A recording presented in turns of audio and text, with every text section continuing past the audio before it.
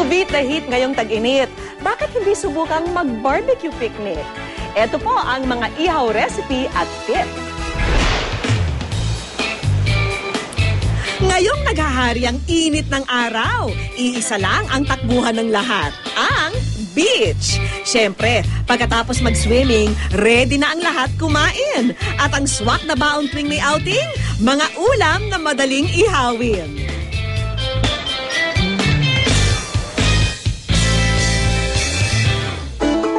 Sinasabi na ang pagluluto na direkta sa apoy ang kauna-unahang paraan ng pagluluto. Ito na nga ang tinatawag natin ngayong pag-iihaw o grilling. Kaya para pasarapin ang ating bakasyon, hatid ni Chef Tatong Sartao ng Tatong's Garden Restaurant ang mga ihaw recipe na truly yummy. So ito, yung gagawin natin today, yung coffee rub na beef medallion. So ito siya, mga tenderloin, Batangas beef to yung gamit natin, no? Una sa ating grilled menu, ang grilled coffee rubbed steak. Maghanda ng steak, chili powder, olive oil, at ang kakaibang pampasarap sa ating steak, ang coffee granules. Meron kasi itong smoky aroma na lalong makapagpapasarap ng steak. Maghanda rin ng asin at paminta, honey at lemon para sa sauce. Gagawa tayo ng spice rub. Ihalo na ang chili powder, asin at kape. Lagyan muna ng olive oil ang steak bago ipahid dito ang coffee spice rub.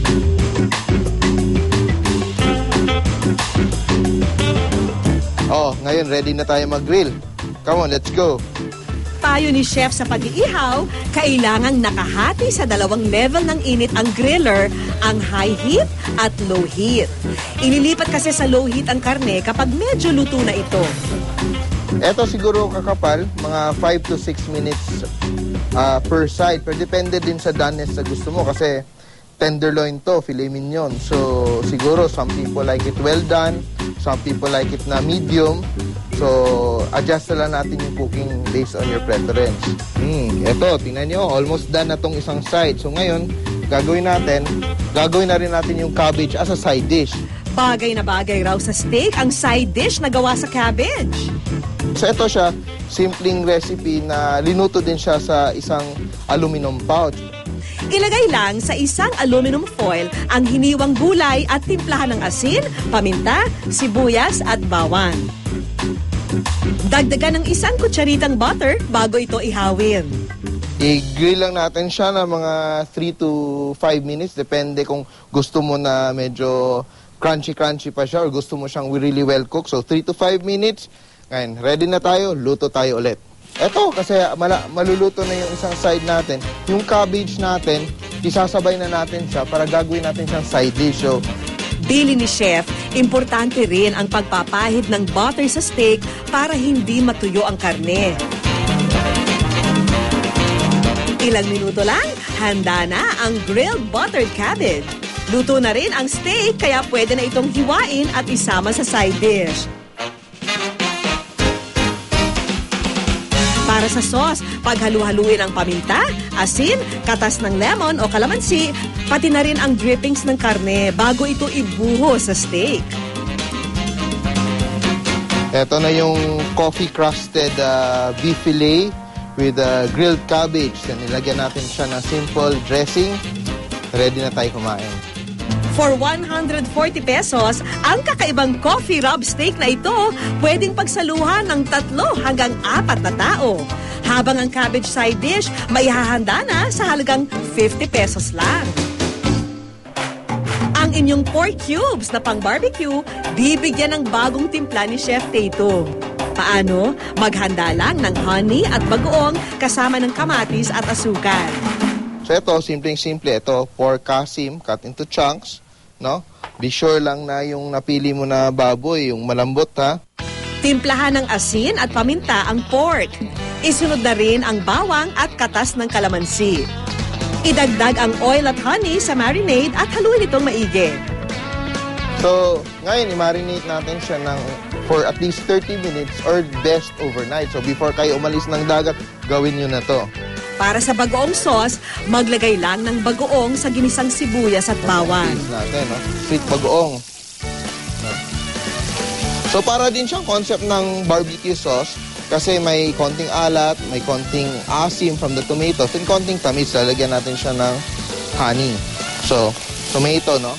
Diced tomatoes. No? At timplahan ng asin at paminta. Huwag kalimutan ng honey para maging extra sweet ang sauce. While nagluluto tong kinukook down natin tong sauce natin, no? Hanggang maging pasty ang consistency niya, magtutuhog tayo ng barbecue. Ito yung style natin.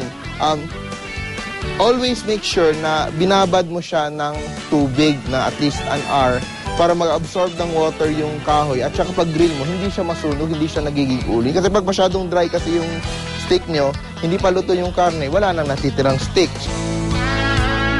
Pwede oil para lang na hindi siya mag-dry out.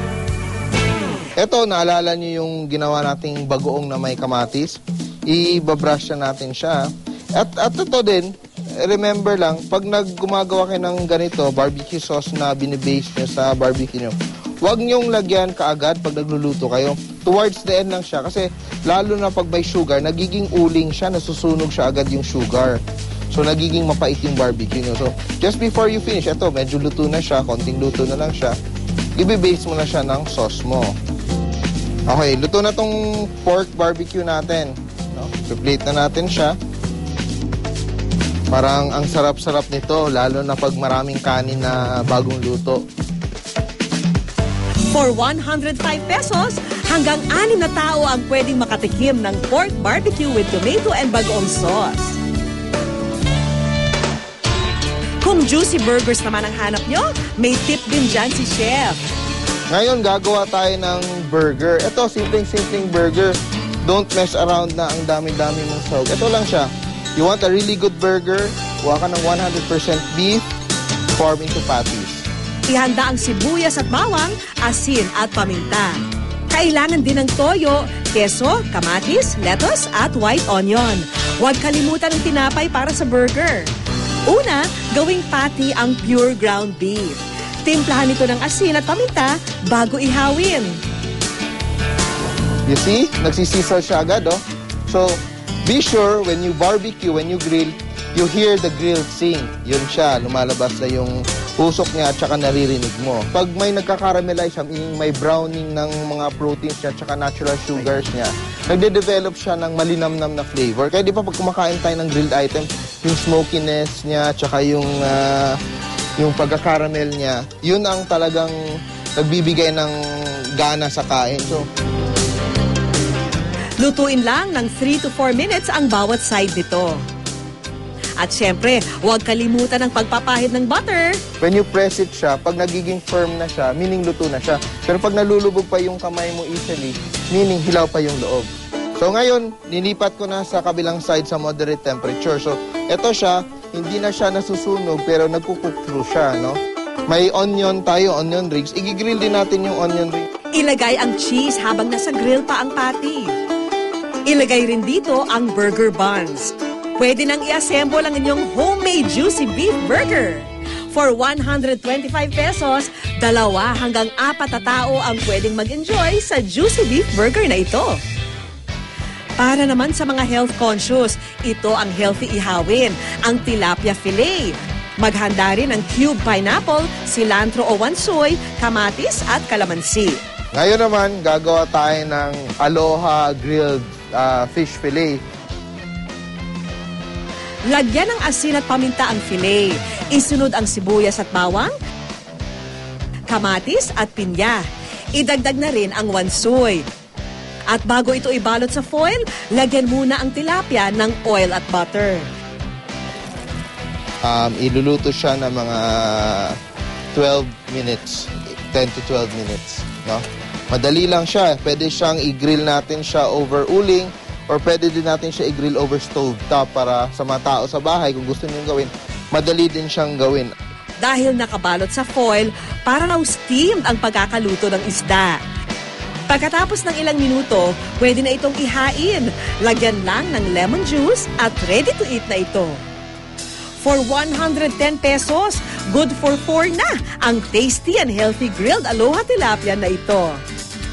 Pero ang inihaw nating handa, swak naman kaya sa panlasa ng mga kapuso nating bakasyonista? Sa akin masarap kasi hindi siya yung sobrang alat na yung patis niya. Masarap, malambot. Moist siya, moist. Dahil sa mga kakaibang recipe na ito, mas lalo raw enjoy ang inyong summer outing. Dahil bukod sa pagpapakasarap sa swimming, mabubusog pa kayo sa masasarap na pagkain.